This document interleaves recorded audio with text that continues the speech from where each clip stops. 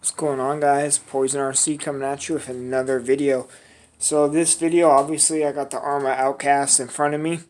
So this video is about how to properly, I will state that, properly clean your RC. So that doesn't mean take it to the garden hose and drench the crap out of it, have water run on it for 5 minutes and then wipe it down with the rag and then call it good. That's not how you properly clean it, because what that's going to do in the long term, as people state, if you spray WD-40 it'll help.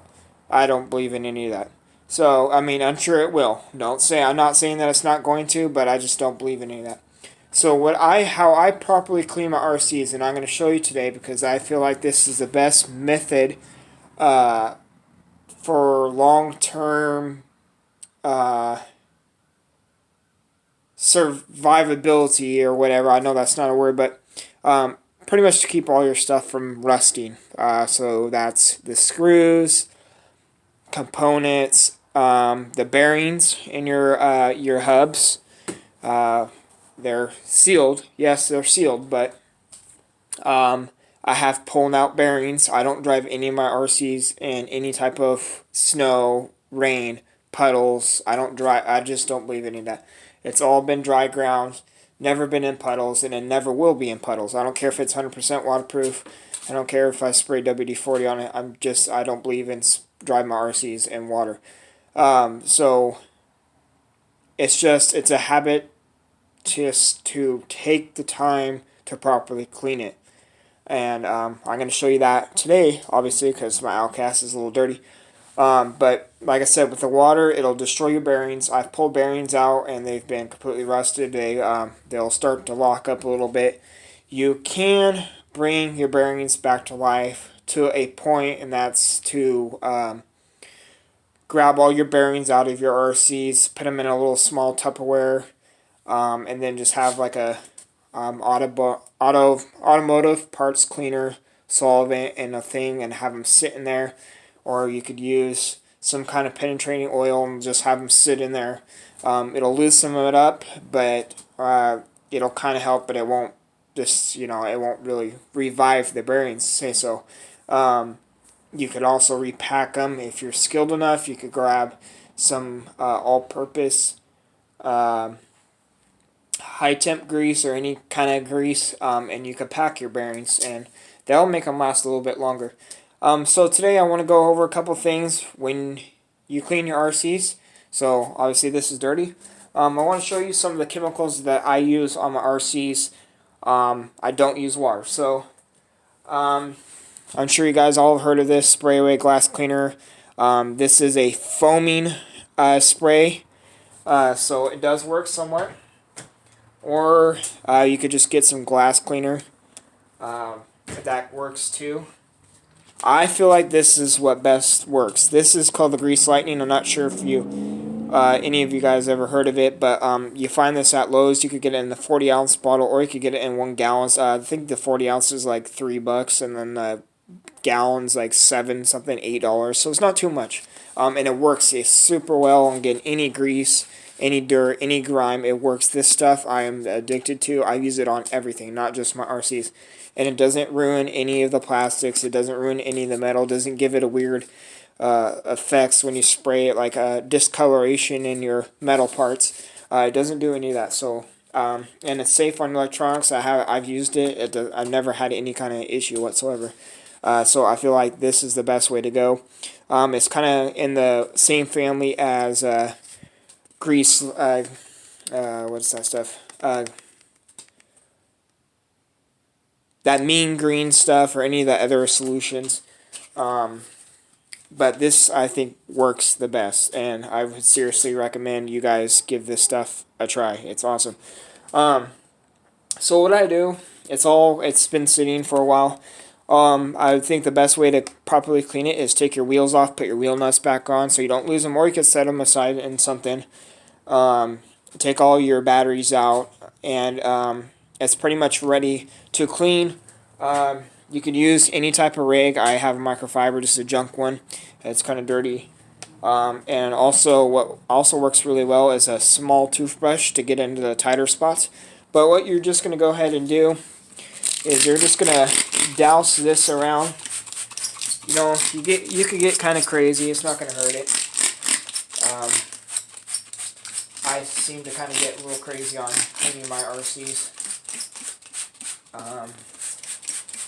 So what you do, and this stuff is pretty strong, just so you guys know. So we're gonna kind of douse it around, kind of get all the nooks and crannies. Like I said, this stuff works really well. Okay, so we did that, and now we're going to go ahead and flip her over here. And we're going to get the undercarriage.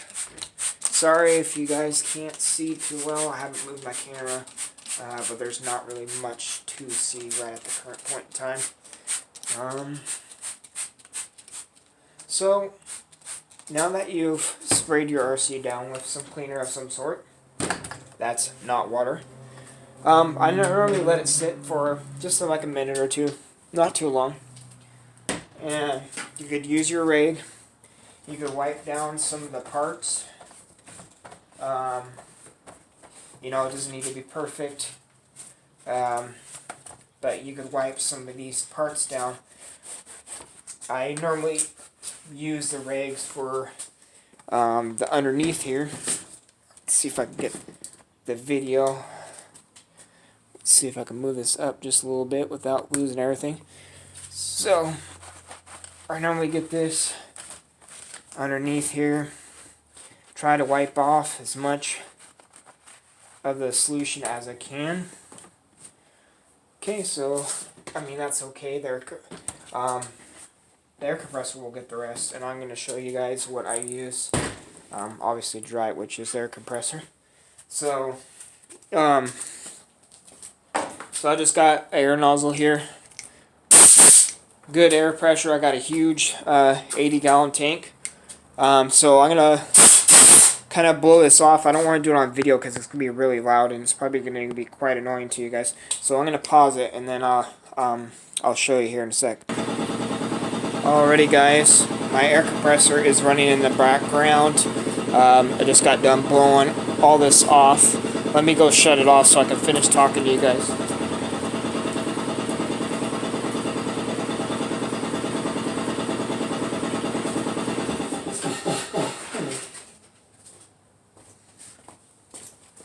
Okay, so as you can see, that it came pretty clean.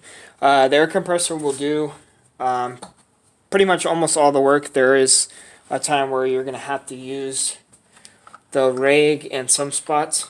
I will say when you're cleaning your RCs and you do happen to have an air compressor, what you want to kind of watch out for is kind of take it a little bit easier on your electronics when you're blowing the air because of the fans and stuff. When you spray air in those, if you have it on full blast, it sounds like a little turbine spooling up, and it's probably not that great for your fans because they're not used to spinning so fast like that. But yeah, that was just that grease lightning. I'll give you guys a little view here. This RC has been beat up a little bit, but this stuff does seem to work actually relatively pretty good. Like I said, I just let it sit in there and I sprayed it down, and so that's that after look. Some people put shine on their RCs to give it like a new look. I don't really do that because what that does is it just attracts more dirt. So now that you've done cleaned your RC, I should say, the best thing to do is from there is to inspect for broken parts. Check everything. I'll check all your screws, check your bearings, check any moving components for broken parts or loose parts. And then when you're cleaning, make sure you're getting in tight areas with the air compressor or little holes that collect water. You just want to make sure that everything is nice and moving freely. I did find a couple broken parts, not a big deal, but my bumper mount apparently, I don't know if you guys can see that, you can see that one, and then this one, it's broke. It's pretty solid still. I'm not too worried about it. I'm pretty sure I probably have a spare part. I have quite a bit of spare parts for this, and further on down the line, obviously, as you guys saw in my last video, that I have all my upgrades ready to install. So I haven't done much on this RC yet. I only did the RPM A-arms, and honestly, I think that's it. It has everything in stock. Different Castle 6.5 bolt connectors. I always use those. That seem to work pretty good.